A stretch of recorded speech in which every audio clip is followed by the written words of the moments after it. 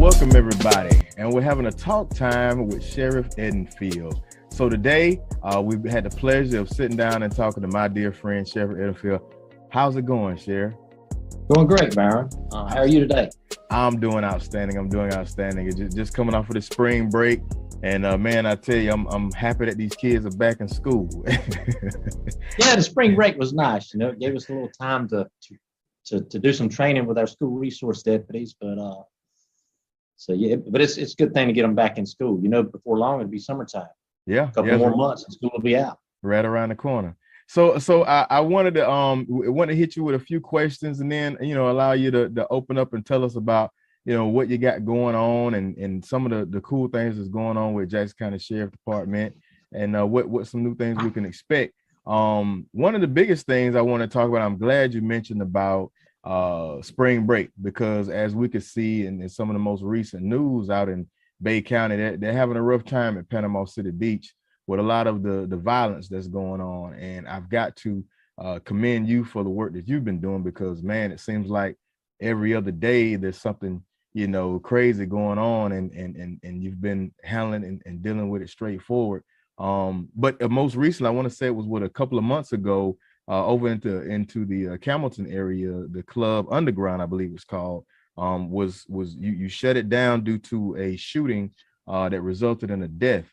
And I've talked with a few people in that community, and they've voiced concerns that there are other nightclubs that are kind of like a cesspool for violence that's recurring in a local area. Do you have any plans to possibly do the same thing, or voice those concerns in that area?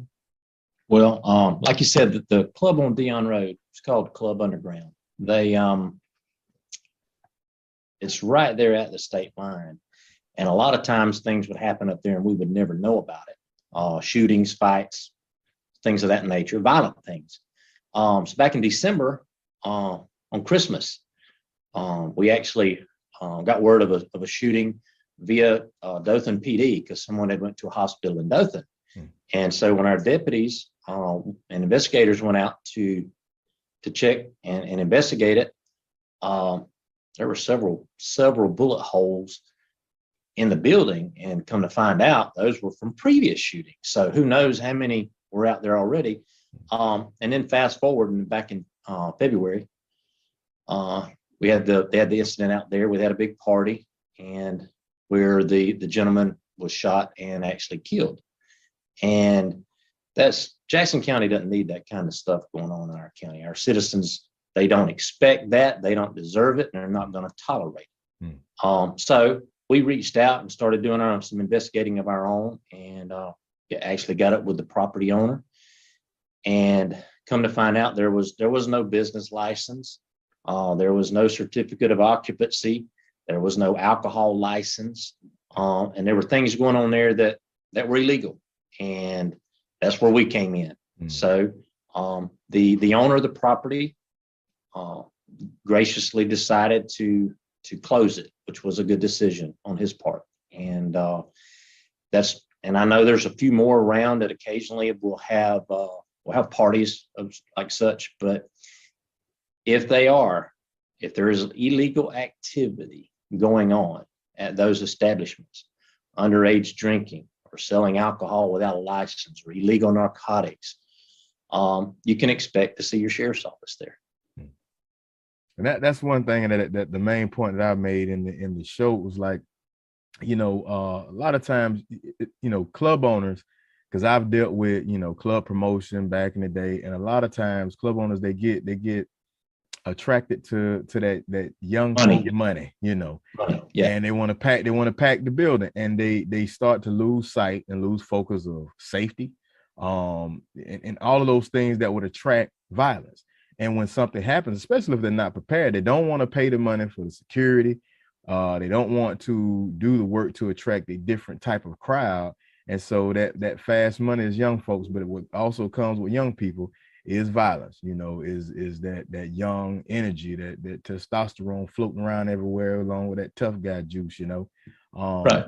But that I was happy to see that. And like I say, it was kudos to you and kudos to everybody within your department for the good work that you've been doing. Thank you. We had many residents in the neighborhood and throughout the county that reached out after that, and they were appreciative of it. And that's how it's supposed to work. Yeah, that's how it's supposed to work. Yeah. I mean, this sheriff's department is owned by the people. It's not mine. So that brings me to my next question. When we talk about the people. So also, last month, Roni, she had the opportunity to talk with Miss Letitia Highsmith. She's the owner of Osana Mental Health Services, Counseling and Services. They continue, we talk about how in Jackson County, we have this mental health crisis, to be honest with you, and how a lot of your department has been, kind of stretched through utilizing your resources to deal with a lot of these Baker Act issues. And so have you come up with a plan to address a lot of these mental health issues? And go ahead. It's not just Jackson County, unfortunately, but there are so many people, Byron, that suffer from some kind of mental illness and we deal with them every day. And usually, most oftentimes, when we go out to someone that is threatening harm to themselves or harm to someone else, and they meet certain qualifications, we do a Form 52, which is most commonly known as a Baker Act form. And these men or women are taken to a Baker Act facility. The most common one for us is in Bay County, Bay Behavior, and we'll take them down and they'll stay for, around 72 hours, and then they're released. Right. And they come right back into our community, and they got the same problems as they did before. Either they were supposed to be on medications and they'd gotten off of them because they didn't have a way to go get them, or they didn't have the money, or just for whatever reason. And once they get out and come back home, then it's just it's another cycle. We're going to get another call out there eventually. So what I have done, and what we've done here at the Jackson County Sheriff's Office, is teamed up with Northwest Florida Health Network.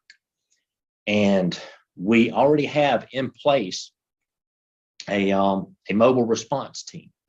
So what that team does, if we go out and make contact with someone that's having mental health issues, we notify this mobile response team, and they're available 24/7, no matter the time of day. And they have clinical physicians on staff, and they will either do a team or Zoom call, or they will actually come to the scene where this person is having the mental health issues and make a determination and try to get them some help. Sometimes it could keep us from having to Baker Act someone, because when we have to Baker Act someone, that person has to be taken all the way into Bay County, which is sometimes it takes a deputy off the road for 3 hours, approximately. So, and it's according to where the person is residing in our county. But what this team does, it gets them immediate attention, like by a clinician, and they can come to the scene, do an assessment, and make a determination. Hey, this person really is a danger to themselves. They need to go somewhere right now. Or we say, no, this person just needs maybe to follow up with an appointment tomorrow, make sure we get them back on their meds. So we're working on, we've already had that in place. We signed the contract with Northwest Florida Health Network, Mr. Mike Watkins, over probably about a month ago. We signed it beginning of this month. So another thing that we have in the making is a contract with Northwest Florida Health Network for a position, and the funding is there. It trickles down from the national level to the state level, but the funding is there for a what they call a CARES position. And this position, Sheriff Ford down in Bay County just recently took advantage of it. And this is nothing that's just available to Sheriff Edenfield and Jackson County Sheriff's Office. This is available to other sheriffs as well. Okay. But this CARES position will be, like I said, funded through the Northwest Florida Health Network.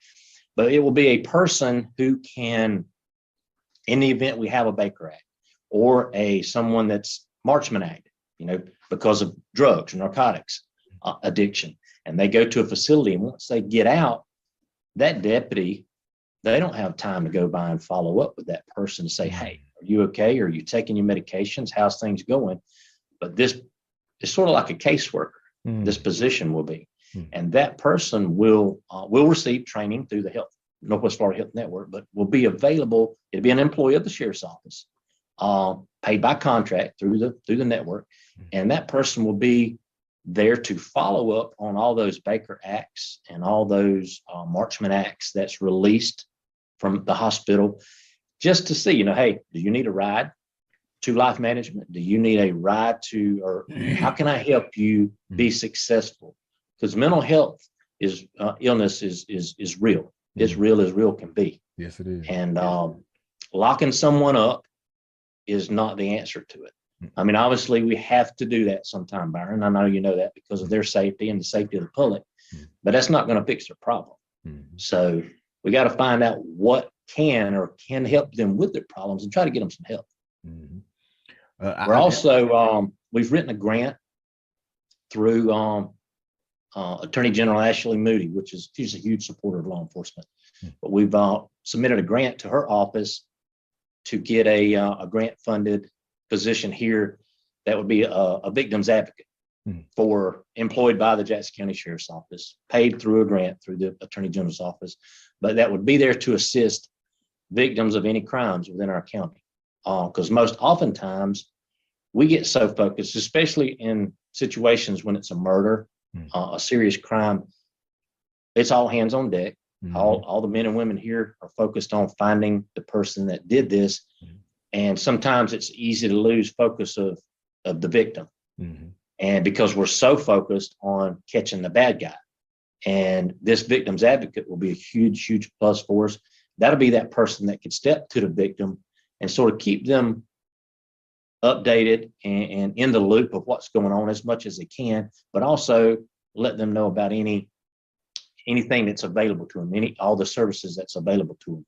So we're excited about all of those, the mobile response team, the CARES position, and the victim's advocate position. That's outstanding. Good things are coming. That's outstanding. And one thing I'll say is that's one of the traits of a good leader, good steward leadership, is the fact that you can maximize your utilization of resources, because there's a lot out there. You just got to know who to tap into and how to utilize it. That's right. I'm looking at the website, and it looks like, and they have providers. So somebody, the local mental health services around here, especially in Jackson County, such as Ms. Highsmith, they can become a provider, and then boom, there's that connection. So when they look to follow up with someone, they can get in contact with her that way. So this is great news. I wanted to segue and talk about some other things you got going on. So I saw, so I heard on the radio, and I saw some stuff on Facebook, I believe, a teen challenge. What is the teen challenge? Tell us about that teen challenge. The Teen Drivers Challenge is it's a driving class, if you will, that's put together by the Sheriff's Association, and it's for teen drivers, and it's to teach teen drivers basic driving skills. I learned to drive in the cornfields on my dad's truck. Yeah. But things have changed. That was in the late 70s, and this is 2022. So we have a lot of teen drivers in our county, Byron, and we had at one time, Jackson County had the highest teen traffic fatality rate in the state per capita, which is not a good thing. And over approximately 20% of teen drivers will be involved in a crash within 12 months of getting their driver's license.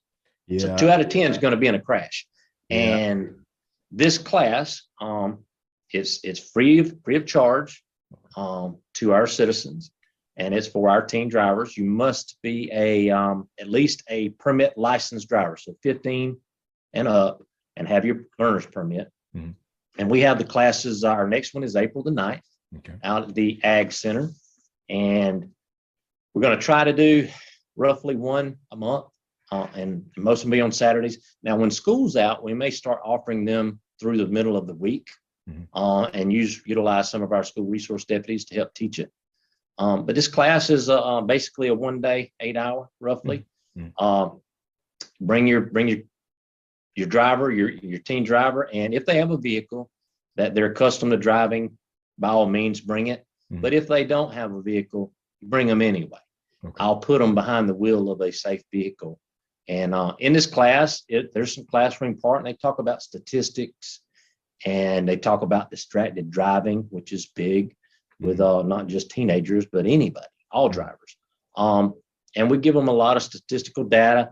And at the break, we feed them lunch on the grounds there, and we do a lot of driving that afternoon. And it's just some basic operational of the motor vehicle operational tactics, braking techniques, evasive techniques, braking, figure eights, to teach them, how to maneuver the wheel, how to manage the wheel, cornering techniques, backing. So just basically trying to give them some basic fundamental driving skills. And back in the day, most schools had a driver's ed program. Yeah. But I mean, not every high school in the county does it. And I understand, there's reasons. It's not that they don't want to, but you have so much that you got to fit in the curriculums. But this is a good thing. It's basically a variation of the same techniques that we teach law enforcement officers in the police academy.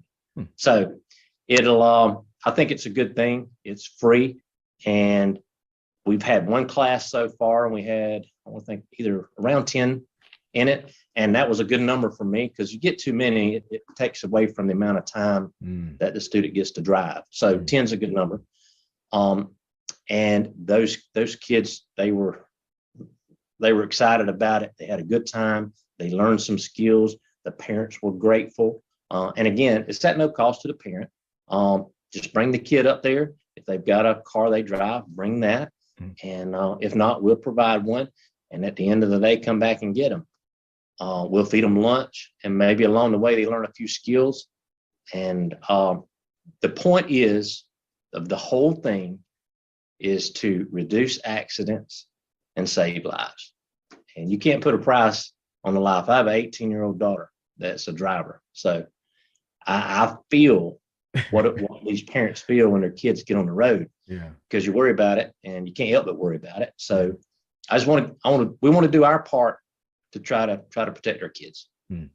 So and you can sign up. You can sign up for our classes at teendriver@jacksonso.com. Too easy.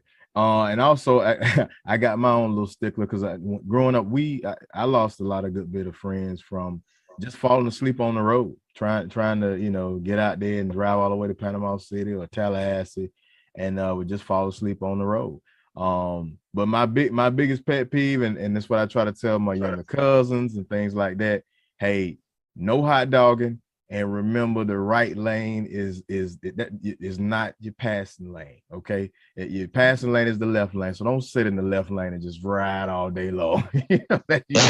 And two things to remember is both hands on the wheel and both eyes on the road. There you go.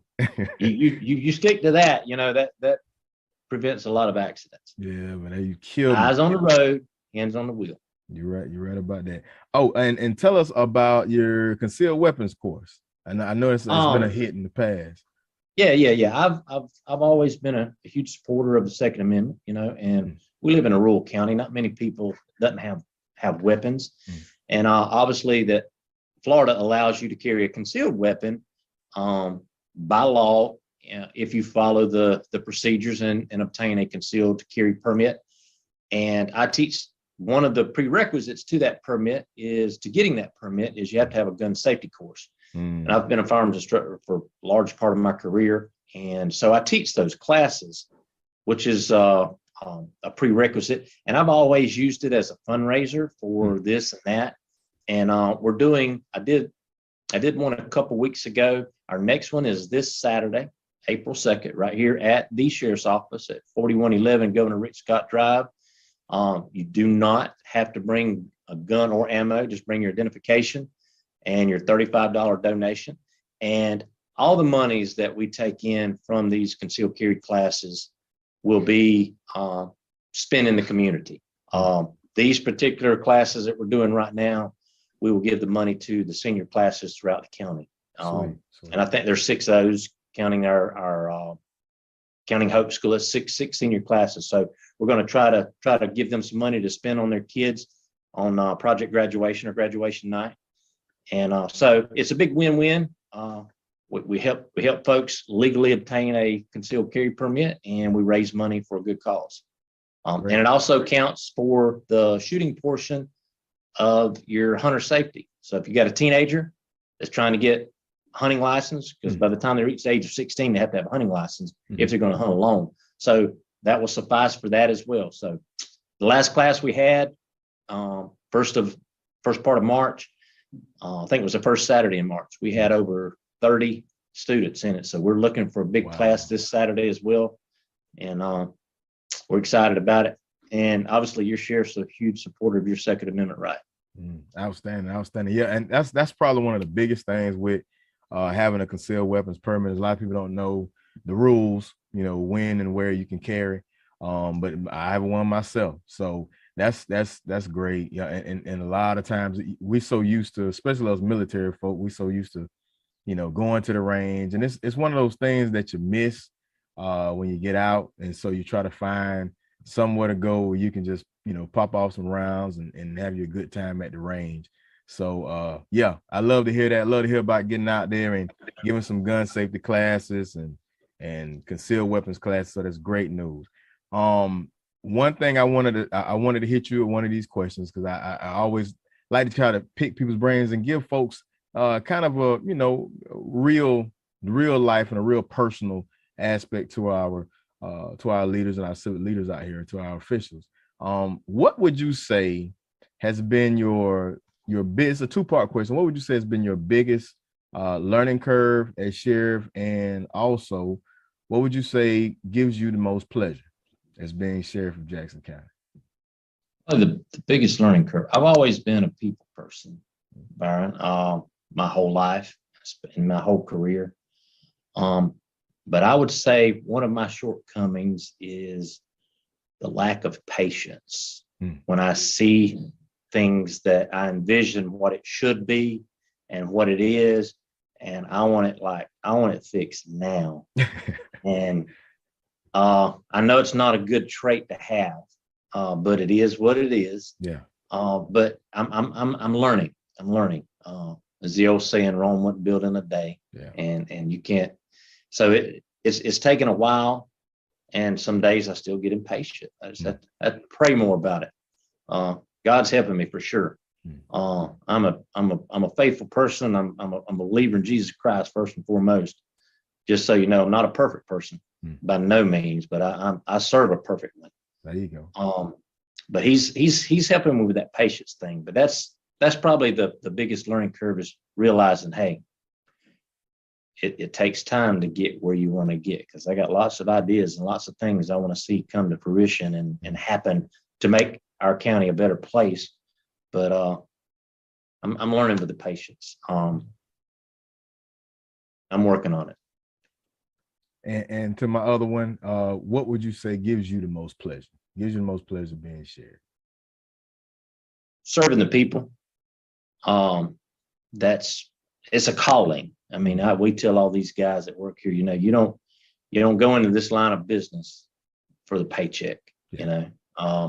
No one goes into police or public service business for the money you're going to make, because that's if you are, you're going for the wrong reason, I can assure you. But it's for the love of the people, and it's a calling for sure. But each and every day, I wake up excited that I get another day to be your sheriff. And it's a blessing. I mean, God has been good to me. I can't tell you how much. And to be able to have a job, because a lot of people don't have that luxury, to have a job that I am excited to get up every day and go to work. And that's probably the biggest thing, is serving the people, giving them what they pay for. Outstanding. And we don't worry about that, because we're kindred spirits on that one, because I'm the same way. and especially when you have all the ideas and you want it right, and you got that particular mindset and you want to see it in fruition. But one thing, good friend of mine told me, consistency and patience. Just stay at it, stay the course, and eventually you'll get it how you want to. And it's one of those learned things, brother. It will get there. Like you say, just keep on praying and God working on us. But yeah, he's already got it figured out, Byron. Oh yeah. Well, we just can't see it, but yeah. So that wraps it up for our interview. And once again, I'm gonna put all the information back out there regarding the Teen Drivers Challenge, the concealed weapons permit. Oh, also, before I forget, this you also have an app that's coming out, isn't that correct? Yeah. We're big on being transparent. We want the people to know what we do on a daily basis. So a couple of weeks ago, we launched our app called the Sheriff's app, and you can go to anybody with a smartphone. Anyone with a smartphone can go to your app store and type in Jackson County Sheriff FL, and it will pull up. And this app has a number of features from local weather. You're able to submit a tip on it. It can give you a link directly to Crime Stoppers. It gives you a way to contact us directly. It gives you a little bit about me, but more about our mission and what our goals is and how we vision ourselves getting there. It has a tab on it for certain events as well as news. So anytime we put a press release out to the media outlets, it's also going on our Sheriff's app. So you get it when the news media outlets get it. Also, there's an inmate search tab, so you can pull up who is in our county jail. So if someone got booked in, you'd be able to tell if someone got arrested or even if they got released. And it also has a sex offender search. You can click on this tab and it will ping the address locations in our county of every registered sex offender. So if you're interested in determining if you have someone living in your area, in your community, that is a registered sex offender, easy way to find out. It also gives you a tab to sign up for the Teen Drivers Challenge and let you know when the next classes are coming up. We have a school resource tab. So you can, if your kids are in a public school, you can find out who your school resource deputy is and find out a little bit about him. And community resources and a join our team icon. So if you're interested in being a deputy sheriff or a communications officer, there's information on there about that. And it also gives you a few links down bottom, how to contact us or how to link up with all our social media pages, because we're on Facebook, we're on Instagram, we're on Twitter. And we're not doing this to become popular. We're doing this to keep you informed as a citizen of this county. Access. That's right. Yes, sir. That's outstanding. I mean, you hitting the ground running, Sheriff. Once again, and I'm putting that information out. Also, we'll be running this episode periodically throughout the week, and we'll rerun it again. Make sure this information get out. Thank you so much, Sheriff Edenfield, for sitting down and talking with us on Bottom Line with Roni and Byron. And good luck to you. And I hope nothing but the best for you. Thank you. God bless, Byron. God bless.